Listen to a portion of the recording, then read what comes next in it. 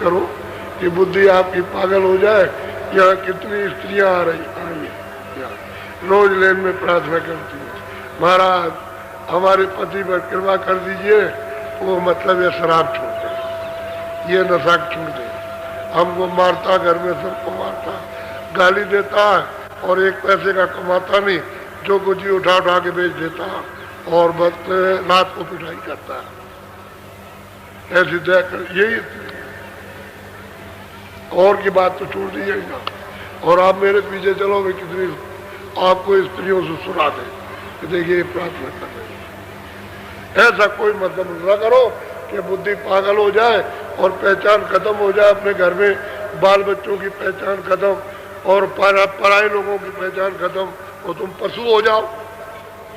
ऐसा नशा मत शाकाहारी रहो, शुद्ध आहार करो, जो है शरीर का पालन पोषण करे और बीमारी ना आने दे, रोग दोग से रहे तो वो आप आहार कीजिए। मना कौन करता है कि आप ये चीज खूब खाओ, खूब पहनो, अच्छे मकान में रहो, मैं तो कभी नहीं कहता हूँ। मेरे पास तो जब आए थे लोग तो ये कहते थे अरे कह लगे कुछ नहीं, ये कूड़े कचड़े में रहते हैं, ये गरीब आदमी अनपढ़, इनके बात में ये गरीबों को इकट्ठा कर लिया, इकट्ठा कर लिया और अब वो मोटरों पे चढ़ के आते, समझ लीजिए आप, मोटरों पे चढ़ करके अच्छी अच्छी मोटर उस पर चढ़ करके ये चढ़ करके उस पर आ रहे। यहाँ कितनी मोटरें टेम्पो में खड़ी है, मोटर पे चढ़ के आ रहे तो कहते अरे ये तो बिल्कुल गरीब था और कुछ नहीं था, ये क्या हो गया इसको, ये हुआ क्या हो गया। अरे भाई कल तो कह रहे थे कि बिल्कुल गरीब है, भूखे प्यासे, ये ऐसे वैसे। अरे भाई ऐसा ही होता है, ऐसा ही समझा जाता है, समझना भी चाहिए ऐसा ही। बोलो। या से अगमय गम यही माही निरखा देख नजर से। कहते कि भाई दरवाजे पर अगर बैठ गए और वो साधना शुरू कर दी और दृष्टि खुल गई तो अगम निगम, ईश्वर भी दिखाई देगा और ब्रह्म भी। ईश्वर को कहते हैं निगम, अगम, और ब्रह्म को अगम कहते हैं कि ये भी देखो वो भी देखो, और फिर उसके पार जाना, बहुत पार जाना, यानी वो कम नहीं है, बहुत पार, तो उधर ही तो सब कुछ है। तो कहते हैं भाई तो उधर दिखाई देता अगम निगम और उसके पार तो कोई रहता, कोई। और उन्होंने इनके पास बैठ के बहुतों ने प्राप्त कर लिया। इनके पास पहुंच गए बहुत मुसलमान, हर मत के लोग पहुंचे और उन्होंने प्राप्त कर लिया। लेकिन मुसलमानों ने उनको छोड़ दिया, ये हमारी जात के नहीं रह गए, निकल गए, ये बदजात हो गए। और हिंदुओं ने उनको छोड़ दिया कि नास्तिक हो गए, ये हमारे काम के नहीं है। वह ऐसा करके छोड़ दिया सबने, अब अपनी अपनी जात में सबने छोड़ दिया और ऐसे लोग उनका काम हो गया और ये रह गए वैसे के वैसे। ये भी चले जाते, इनको भी मिल जाता, लेकिन वहां नहीं गए, बह गए। बोलो। नामयने कयने कन कहिया घट रामायण में दर्शई। कहते हैं कि मैंने अनेकों नाम कहे लेकिन सब मैंने रामायण में दर्शाए कि इस मृतलोक का कोई नाम नहीं, सब ब्रह्मांडों के नाम। कोई मतलब है लिंग लोक का नाम, कोई सूक्ष्म लोक का नाम और कोई कारण लोक का नाम और उसके बाद में परे का नाम और कोई महाकाल पुरुष का नाम और उसके ऊपर का सत्य देश का नाम। मैंने तो वो दर्शाया, वो बताया था कि वो ये, मैंने यहाँ का कोई नाम नहीं। और कहते मैंने घाट पर बैठ करके सब देखा और फिर मैंने लिखा है, तो उसको कहते हैं घट रामायण, यानी अंदर में जो देखा उसकी रामायण, उसका सब कुछ है, विवरण है उसके पाने का कि हमने क्या क्या देखा, सब बताया। हमने जो जो भी देखा वो सब उन्होंने कहा और वो कहा कि बड़ा सुलभ है, बड़ा सीवा है, कलयुग कहते हैं कि बहुत सुलभ है, कलयुग के समान कोई युग नहीं है। ये परमात्मा की प्राप्ति का बहुत अच्छा युग आया, इसमें भगवान सहज में मिलते हैं आसानी से, और युगों में नहीं मिलते थे। इसलिए कलयुग योग न यज्ञ न ज्ञाना, उसको जो रोज पढ़ते हो उसी में लिखा हुआ सातकार रामायण में, कलयुग योग न यज्ञ न ज्ञाना, एक आधार नाम। नाम को पकड़ लो शब्द को और चढ़ चलो अपने घर में, क्योंकि शब्द ही से उतार हुआ और वो शब्द यहाँ छूट गया। सूरत शब्द को पकड़ के आई थी, यहाँ बैठी थी। जब कोई विधान नहीं बना था पाप पुण्य का, तो शब्द को पकड़े थी। तो जब गर्भाधान में ला करके बंद किया तो गर्भाधान में आँख खुली थी, कान खुले से सब सुनती थी और सब देखती थी। और जैसे ही बच्चा 9 महीने का बाहर आया तो सतयुग जोगी सब विज्ञानी, एक भी मतलब ऐसा नहीं था, सब विज्ञानी थे, सब परम पद के अधिकारी थे। किसी का कहीं एक इशारा भी नहीं है कि कोई अंधा था। सबकी दिमाग थी, सब जाते समाज, रोज जाना रोज आना। अब वो तो ये आपको बता रहे, उसी रामायण में कह रहे हैं जो साथ खा रहा हूँ। मैं कोई अपने घर की बात नहीं कह रहा हूँ, जिसको तुम रोज पढ़ते हो उसकी बात बता रहा हूँ।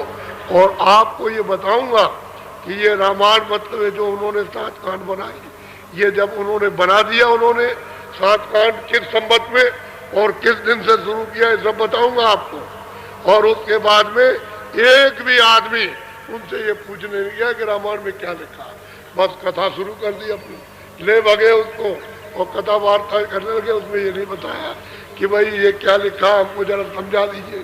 और 49 बरस तक यहाँ रहे, एक आदमी पूछने नहीं गया।